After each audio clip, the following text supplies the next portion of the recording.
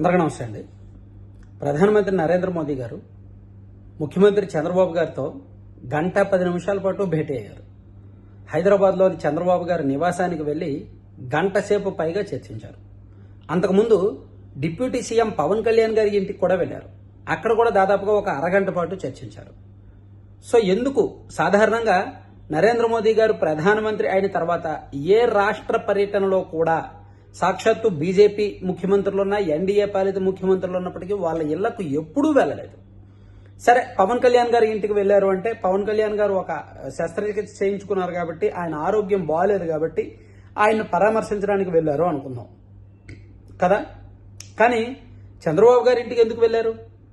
చంద్రబాబు గారి ఇంట్లో గంట సేపుకు పైగా ఎందుకు భేటీ అయ్యారు? ఇది కీలకమైన చర్చనీయాంశం. దీనికి చాలా కారణాలు ఉన్నాయి. ఒకటి, లోకేష్ గారికి అండ్ మోదీ గారికి ఉన్న పర్సనల్ బాండింగ్. ఇది ఎవరు మర్చిపోలేరు, ఎవరు కాదనలేరు. 2, రాజకీయపరమైన అంశాలు. ప్రధానమంత్రి నరేంద్ర మోదీ గారితో పవన్ కళ్యాణ్ గారికి మంచి బాండింగ్ ఉన్న సంగతి తెలిసిందే.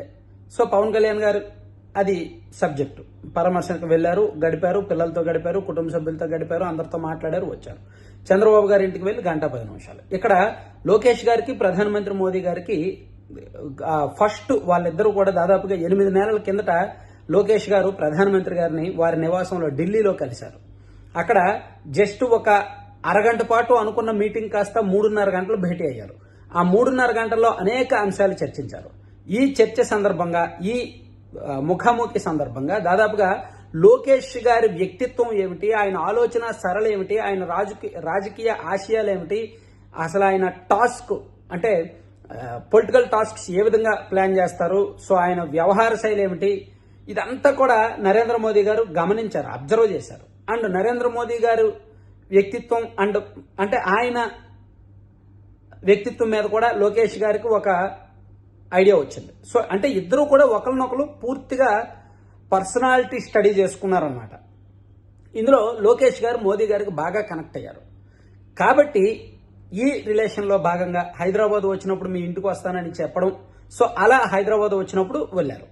ఎందుకంటే ఈ 3వసారి ప్రధానమంత్రి అయిన తర్వాత నరేంద్ర మోదీ గారు హైదరాబాద్ రావడం ఇదే ఫస్ట్ టైం.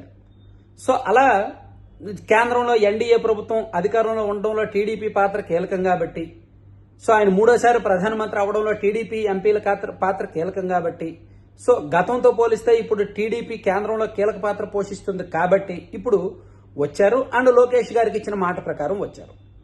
అయితే ఇది పర్సనల్ రిలేషన్. ఇక పొలిటికల్ రిలేషన్ పరంగా చూసుకుంటే నిన్న నరేంద్ర మోదీ గారు తెలంగాణలో ఒక మాట మాట్లాడారు. సో బెంగాల్ గెలిచిన తర్వాత బీజేపీ టార్గెట్ తెలంగాణనే అన్నట్టుగా ఆయన చాలా స్పష్టంగా మాట్లాడారు. సో తెలంగాణలో కూడా రాబోయేది బీజేపీ ప్రభుత్వమే అని కూడా చాలా స్పష్టంగా చెప్పారు. సో అలాగే ఇండైరెక్ట్ గా రేవంత్ రెడ్డి గారిని బీజేపీలోకి ఆహ్వానించారు. సో ఇప్పుడు బీజేపీ టార్గెట్ తెలంగాణలో ఖచ్చితంగా వచ్చే ఎన్నికల్లో అధికారంలోకి రావాలి. సో తెలంగాణలో రావాలి అంటే ఓన్లీ బీజేపీ వలన అది అసాధ్యం. ఆ విషయం అందరికీ తెలుసు. సో ఉన్న పార్టీలను కలుపుకోవాలి. యాక్చువల్లీ గత ఎన్నికల్లోనే అంటే 2023 ఎన్నికల్లోనే టీడీపీ, బీజేపీ, జనసేన పొత్తు ఉండాల్సింది తెలంగాణ అసెంబ్లీ ఎన్నికల్లో. కానీ అప్పుడు ఆంధ్రప్రదేశ్లోనే పొత్తుల విషయంలో క్లారిటీ రాలేదు. ఇంకా తెలంగాణలో ఏం పొత్తు పెట్టుకుంటారు, అందుకే పొత్తులు ఏమీ పెట్టుకోవాలి. కానీ తెలంగాణలో తెలుగుదేశం పార్టీ అయితే ఆ ఎన్నికల్లో పోటీ చేయలేదు. మీరు ఎవరికి నచ్చితే వాళ్ళకి సపోర్ట్ చేసుకోండి అని చెప్పి టీడీపీ చెప్పారు. దాంతో టీడీపీ క్యాడర్ చాలా వరకు కాంగ్రెస్కి, రేవంత్ రెడ్డి గారికి సపోర్ట్ చేశారు. ఓన్లీ సెటిలర్స్ హైదరాబాద్ వాళ్ళు మాత్రం బీఆర్ఎస్కి సపోర్ట్ చేశారు, వాళ్ళ ఉపాధి, వాళ్ళ పరిశ్రమలు, వాళ్ళ ఆదాయాన్ని కాపాడుకోవడం కోసం. సో ఇక్కడ వచ్చే ఎన్నికల్లో టీడీపీ యాక్టివ్ కాబోతోంది. సో తెలంగాణలో టీడీపీ ఓట్ బ్యాంకు ఖచ్చితంగా ఉంటుంది. మినిమం ఒక 10% ఓట్ బ్యాంక్ అయినా ఉంటుంది. మినిమం ఒక 10-15 నియోజకవర్గాల్లో అయినా సరే టీడీపీ బలంగా ఉంటుంది, క్షేత్రస్థాయిలో బలంగా ఉంటుంది, మంచి నాయకత్వం ఉంటుంది. సో ఆ ఓట్ బ్యాంకు బీజేపీకి చాలా కీలకం.